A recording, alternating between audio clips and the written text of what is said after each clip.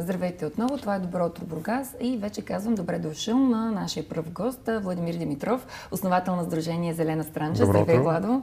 Преди малко те анонсирах като основател на Сдружение Зелена Странджа. Правилно ли беше това? Точно така. Кога беше това? Сдружението е основано от 2007 година. Но вече 5-6 години така по-активно действаме и по-отскоро хората научиха за Зелена Странджа. Когато някакси навлязаха технологиите, социалните мрежи, така ли? Не, когато му се посветих изцяло и напуснах държавната система. Да. Да. Ти беше дори за кратко директор на парк Странджа. Да, имам дълги години опит, стаж в горските стопанства и в парк Странджа. Да те питам, ти откъде си? От Бургас ли си? Каква е тази любов към Странджа, не към морето, ако си от Бургас родом? Аз съм от Ямбол, но почти 20 години живея в Бургас, а жена ми е от Странджа, така че където жената, оттам и мъжа. Точно така. Наскоро аз те обявих като носител на наградата за личност на годината на Фондация Биоразнообразие, но ти ме поправи всъщност как е наградата? Спечелихме една наградата на публиката в категорията за екобизнес или по-скоро идеята на Тур Странджа да подпомага местния бизнес в целия регион, не само Странджа, цяла Бургаска област. Всъщност и за идея за бизнес, защото това, което ти правиш с такива туристически маршрути, всъщност е бизнес. Да, но конкретно Тур Странджа е един отделен маршрут, дълъг, пресичащ цялата територия на Странджа и целта му е да привлече повече туристи от по-далечни места от България и от чужбина. Виждаме част от твоето награждаване. Които да дойдат в Странджа, да останат по-задълго. Идеята е тези туристи да отсядат в къщите за гости и по този начин да се стимулира и местния бизнес, собствениците на места за настаняване, за хранене, хора, които предлагат различни видове услуги. Недооценена планина ли е Странджа? Аз смятам, че последно време доста хора започват да обръщат погледи към Странджа и тази тенденция ще се запази в следващите години. Особено в тези времена, сега тази година, както наблюдаваме, хората се върнаха към природата, към селото, търсят по-спокойни места, с по-малко хора, повече спокойствие. Все повече Странджа ще привлича хората. Да кажем и за идеята и на твоите маршрути. Ти имаш еднодневни маршрути, което е супер за уикенд прекарване сред природата, но понякога правиш и по-дълги, така ли? Точно така. Аз всяка седмица вече повече от 5 години имаме еднодневни маршрути, като тръгваме от Бургас. Натрупаха се наистина едно значително количество, може би 200-300 маршрута, които аз съм обходил, аз съм намерил, така съм ги навързал и сме ги изпробвали с групи туристи. Затова смятам скоро време, надявам се да намеря време тук следващите месеци, да ги опиша, да направя един пътеводител, една книжка, сборник от тези маршрути, които ще включват не само маршрути в Странджа, но и в други планини, източна Стара планина, в Сакар. Маршрути, до които може да се стигне в рамките на един ден, тръгвайки от Бургас. От Бургас, ние тук живеем, тук е отправната точка, но и хора от други градове също могат да се възползват от тези маршрути. Ще бъдат описани, степенувани по трудност, дължина, нивелация, забележителности, които включват тези маршрути. Няма вече село в Странджа, от което да не сме правили маршрут.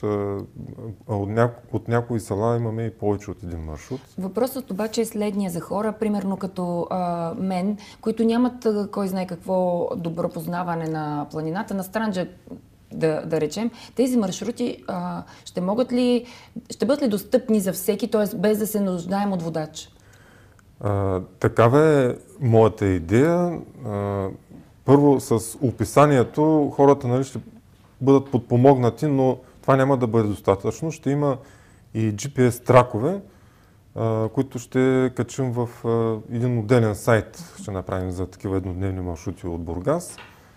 И вече следващата стъпка, която ще реализираме по-бавно, надявам се, в рамките на 4-5 години, тези описани маршрути или поне най-посещаваните да маркираме на терен с отличителна маркировка. Това е един колосален труд и изисква изключително отдаденост и себеотрицание, свободно време и никакъв ресурс за теб. В смисъл, толкова ли силно те движи тази идея? Ами, аз се надявам да се намерят и други сподвижници. Нали. Повечето от маршрутите до сега сме ги правили на доброволни начала, включително и Тур Странджа. Почти целия изцяло аз съм го маркирал. В момента също поръчах нови табели. Естествено, непрекъснато правим кампании за набиране на средства, благотворителни акции. Много хора откликват в интерес на истината. Това е много. И нали, по-малко се набират средства. Маркировката непрекъснато има нужда от обновяване. Нали, нормално е в гората. И особено в селата, най-често там, където има повече хора, табелките изчезват. И това обърква туристите. Днес има възлови места, където без маркировка... Няма как да се ориентираш. Има как с GPS трак, но не всички боравят с такива устройства, с GPS и с приложения. Затова е най-добре да си има сигурна туристическа маркировка. Естествено, нали, всичко е свързано с време и с средства и аз не казвам, че ще стане веднага, но нали, целта е поставена и малко по малко ще се реализира. Да, мен ми е правило впечатление в годините, в които се познаваме и следим твоята дейност, че ти каквото кажеш, го правиш.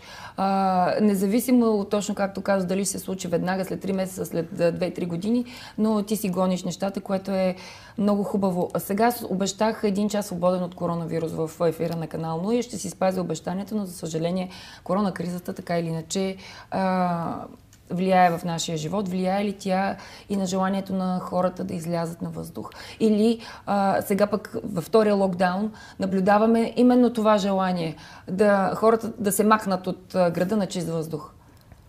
Ами, наистина, последно време всеки изживява тази криза по своя си начин и аз не искам да давам някаква оценка или да давам насока, нали, как трябва да живеем в тези времена. За всички ни е трудно. И аз всеки един го разбирам, защото всеки си има своя гледна точка. Колкото до разходките сред природата, моето мнение е, че няма по-чисто място и свободно от коронавирус в гората. И всеки може да се възползва от тази чиста среда. Сега в този сезон, виждате навън какво е времето, нормално е всяка година хората се затварят в домовете си, не мога да кажа дали тази истерия около коронавируса или просто лошото време възпрепятства хората, но по това време на годината винаги туристите са по-малко в гората.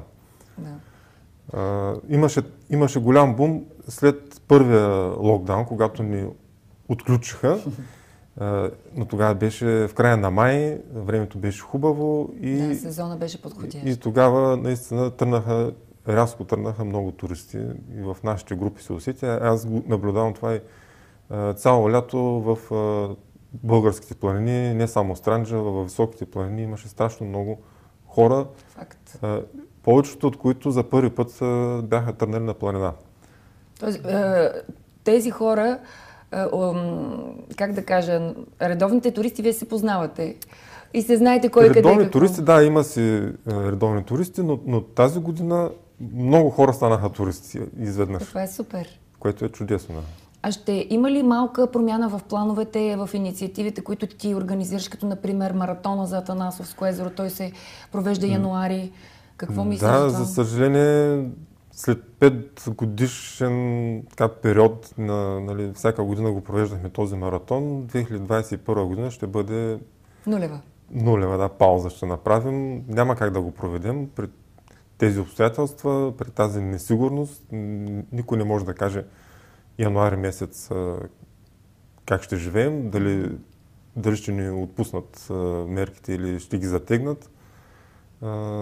А подготовката на едно такова състезание изисква няколко месеца работа, организация. Организацията си е сложна, има много партньори, много заинтересовани и то по принцип е трудно, защото е едно от малкото състезания, които се провеждат от този мащаб, от този тип през зимата. А сега вече в тези условия става просто неизпълнимо. Да. Затова аз не съм го казвал, не съм го обявявал до сега. До сега изчаквахме, услушвахме се така, какво ще стане, но всичко е ясно. Официално можем да кажем, че полумаратон на Танасово езеро 2021 година няма да има. За съжаление да се надяваме, че това е единствената година, в който ще направите пауза. Това ще промени ли твоите планове? Знаем, че ти си също маратонец. Сигурно и тези събития в страната също ще претърпят някаква промяна, може би няма да се проведат. Нека да кажем, че ти успя да преминеш по протежение на цяла Странджа тази година. Да, лично на моите цели, така свързани с планинското бягане, няма нищо да се повлияе, защото аз последно време така или иначе не намирам време да участвам в други организирани мероприятия. Много рядко успявам да се измъкна. Тази година повечето състезания бяха отменени, за съжаление, дори през лятото. Тази несигурност се отразява на всички. Но индивидуалните прояви няма кой да ги спре. И това мое преминаване по Тур Странджа, си го направих самостоятелно. Нека да кажем колко километра е трасето. Трасето е 180 км, започва от Елхово, завършва в Ахтопол. По горски пътища, там човек, ако тръгне сам, може да остане наистина с часове сам със себе си. Там каква е трудността, предизвикателството? Какво е? Физическата умора? Не е трудно. Денивелацията в сравнение с другите планини е минимална, но наистина разстоянието си е голямо и с натрупване на времето, умората, се казва думата. Настилката в по-голямата си част е камениста и затова е много важно какви обувки, какви маратонки човек ще подбере. Да. Това се оказа и фатално при първия мой опит тази година да го премина. Не успях да стигна до финала, до Ахтопол. Завърших в село Кости на 20 км преди Ахтопол, защото краката ми се бяха страшно разранили. Аз просто не можех да стъпвам на тях. А как решаваш проблема с провизиите с водата? Има си съпорт, има автомобил, който не посреща 30-40 км на определени интервали, където има достъп, защото през гората няма как да се движи. За колко дни успя да го преминеш? За 32 часа. 32 часа, това е ден и малко. Да, целта ми беше 24 часа, но случих лошо време, огромни локви, кал, вода. Тогава просто така се беше случило да вали проливен дъжд предната вечер. Но каквото такова, ти си го премина. Аз се продължих и стигнах. След това го направих с колело. И друг път съм го правил с колело. Целта ми беше тази година да подобря личния си рекорд и успях. Да, за 10 часа и 55 минути. 180 км за 10 часа. 180 км, но това не е най-доброто време. Един приятел го направи за 9 часа и 40 минути. Добре, ще биеш ли този рекорд сега? Или не това е твоята цел? Моята цел е да се съревновавам само със себе си. Да, чудесно. Вече трасето е отворено за всички, които искат да изпробват възможностите си. И гумите на колелата си. Точно за това слагам и по-на често маркировка. Всеки може да си свали трака от сайта на Тур Странджа и да пробва, докъдето стигне. Да. Чудесна идея. Нека да споменем и за някои от другите твои инициативи, защото ти не се спираш само до това. Сега наближава Коледа. Всяка година ти правиш една кампания за Сади коледно дръвче. Ще се проведе ли тази година? Да, ще се проведе. В момента събираме заявки за живи коледни елхи. Ние от доста години се самоорганизираме и който има живо дръвче, нали, за коледните празници, след това ги засаждаме на територията на града. Но там има голям риск. Много дървчета не се прихващат. Причините за това са много. Някои идват отдалече, от други страни. Климата сигурно не им понася. Не са климатизирани.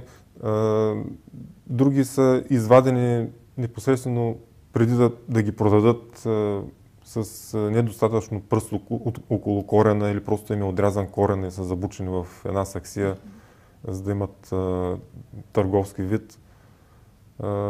От миналата година започнахме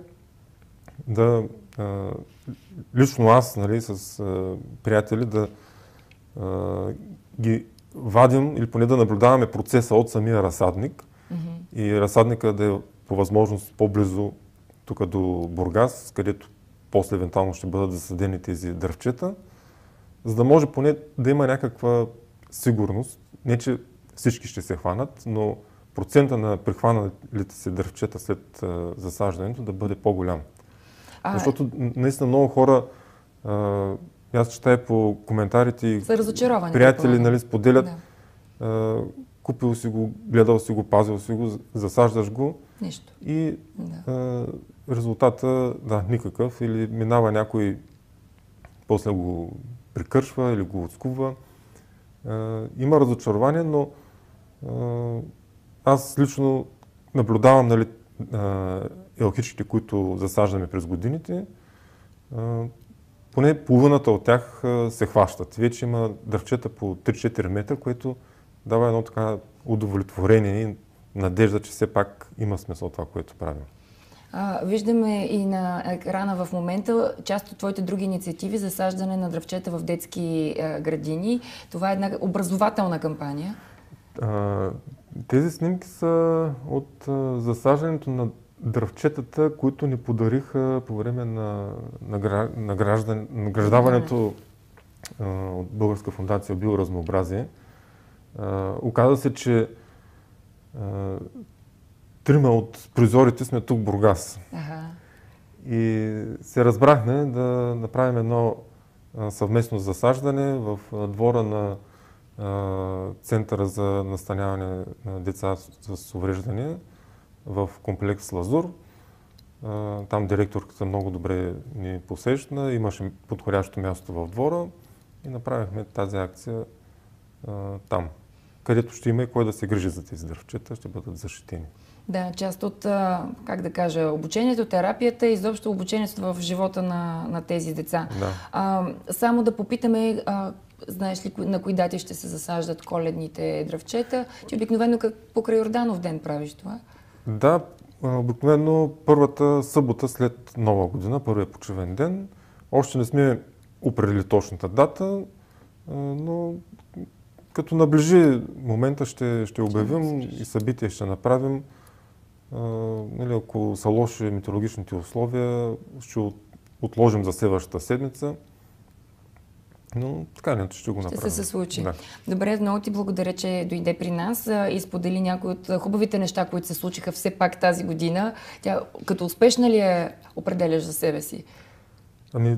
Да, лично за мен аз съм доволен, че намерихме много нови маршрути и идеята за Турстранджа също така се разраства.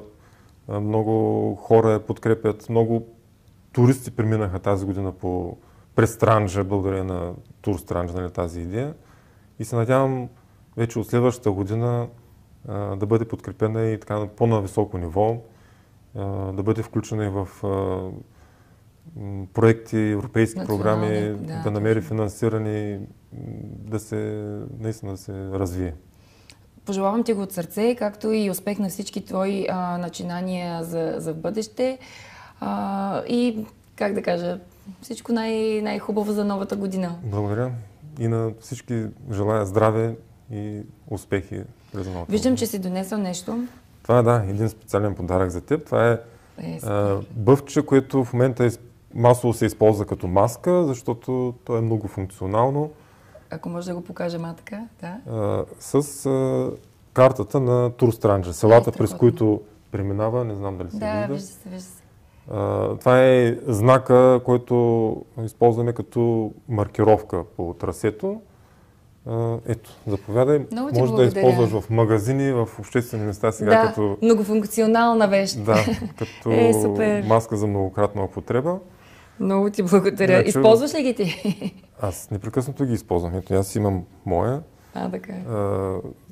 Други маски не съм си купувал. Това е единственият тип маска, с който разполагам.